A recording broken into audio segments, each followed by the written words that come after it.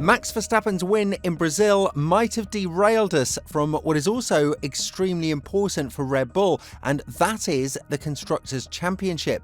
Perez finished the race outside of the points just like he did in his home race in Mexico, and now the team is struggling a lot and will likely finish P3 if something dramatic doesn't happen in the Ferrari or McLaren camps. But with this costing Red Bull a lot of cash in prize money and a lot of employees dissatisfied with the reduced salaries and bonuses, could Red Bull finally realise that Perez is not the right fit for them? And if so, who is the best driver to replace him? It goes without saying that Perez's underperformance has hurt Red Bull to a really great extent, and he's the primary reason why they are third in the Constructors' Championship right now. Obviously, the car has regressed a bit, and teams like McLaren and Ferrari were able to catch up. But even with such a disastrous car, Max was able to score high amounts of points, while Perez was out of the top 10 for the majority of this season, not to mention the podium, where he stood last at the first 5 races of the season. Ever since then, it's been a downhill battle for the 34-year-old, and this is something that not even Horner can justify anymore. And when talking about the performance of Sergio and his future in the team, the Brit said, "Perez knows F1 is a results-based business, and inevitably, when you are not delivering, then the spotlight is firmly on you. As I say, F1 is a results-based business, and when anyone is underperforming, of course, there is always going to become scrutiny on that, and as a team we need to have both cars scoring points, and that is the nature of Formula 1. The scrutiny on Perez is constant, it's always there. So from a team perspective, we are working with him as hard as we can to try and support him. I think we've done everything we can to support Checo, and we will continue to do so, but there comes a point in time that you can only do so much." Obviously, the team helped Perez a lot throughout the Brazilian GP because they provided him with a brand new chassis, and he was able to climb a couple of positions during the sprint race in order to score 1 point for the team. But the race pace compared to Verstappen was nowhere to be found, and considering the fact that both Racing Bulls drivers entered Q3 and finished in the points, is now definitely applying a lot of pressure on his seat. The Mexican driver is adamant that there is no pressure though, and he will be here next season. However, that is now very unlikely to happen because even Helmut Marko has stated that the situation is very depressing when it comes to the second seat now that Red Bull do not have 2 drivers scoring high amounts of points. The worst that could happen is that they would finish third, which would cost them about $20 million in cash prize money that would definitely push the team in a direction in which they would have to make some financial sacrifices, and of course the employees won't be too happy with that. Therefore, a strong second driver is now a must-need, and Horner has acknowledged that yet again after the latest race in Brazil, where even though Red Bull was the team to score the most points, they did it through Verstappen only.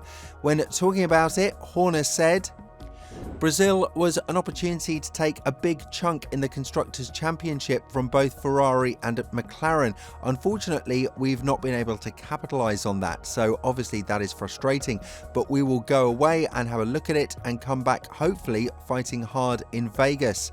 The team principal of Red Bull addressed the struggles of Perez in Brazil and said he was quite unsure as to why he wasn't able to move up the grid in a similar fashion like his teammates, even with the new chassis, which goes to mount even more pressure for the remainder of the season that has 3 races and a sprint event.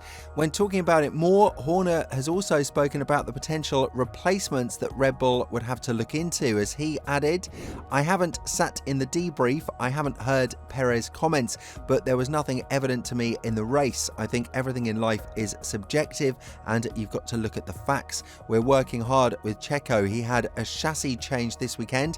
I thought he drove a good sprint race, but on Sunday it wasn't his day."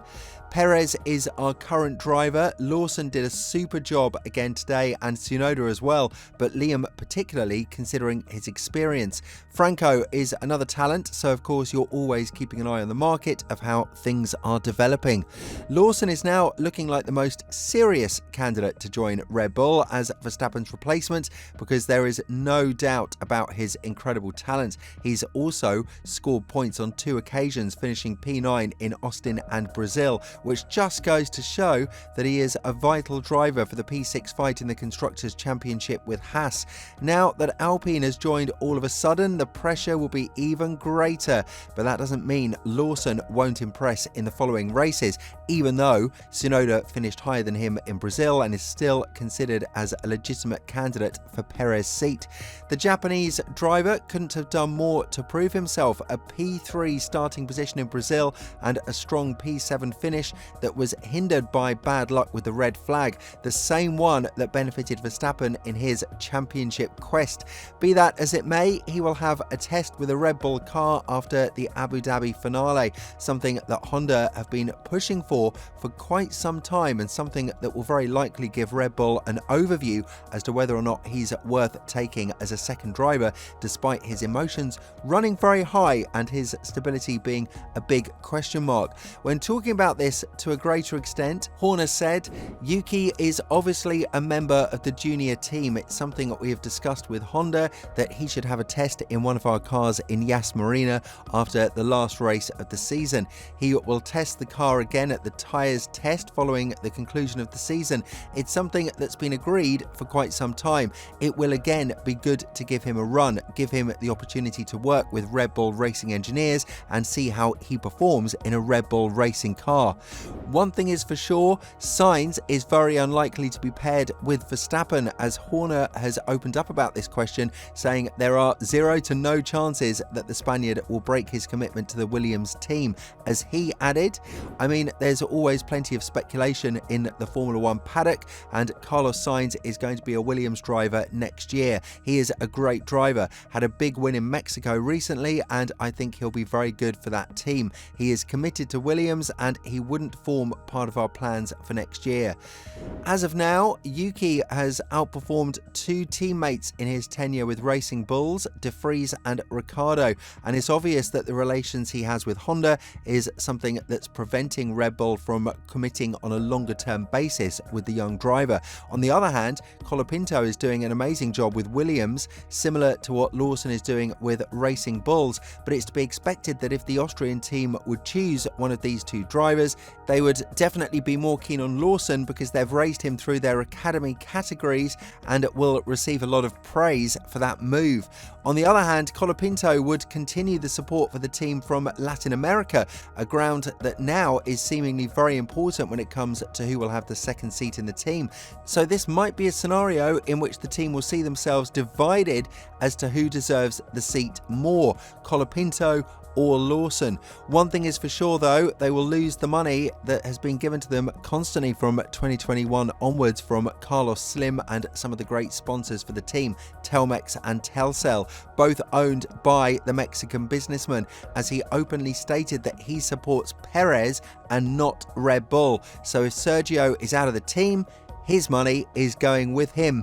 With all this in mind, what do you think about a potential move for Lawson in Red Bull? And more importantly, do you think that Perez deserves to be replaced after the atrocious performances he's given us in the past couple of weeks? Let us know in the comments below. And also, if you're interested in the Verstappen slam down of the FIA's latest slander, make sure to click on the video that's appearing on your screen right now.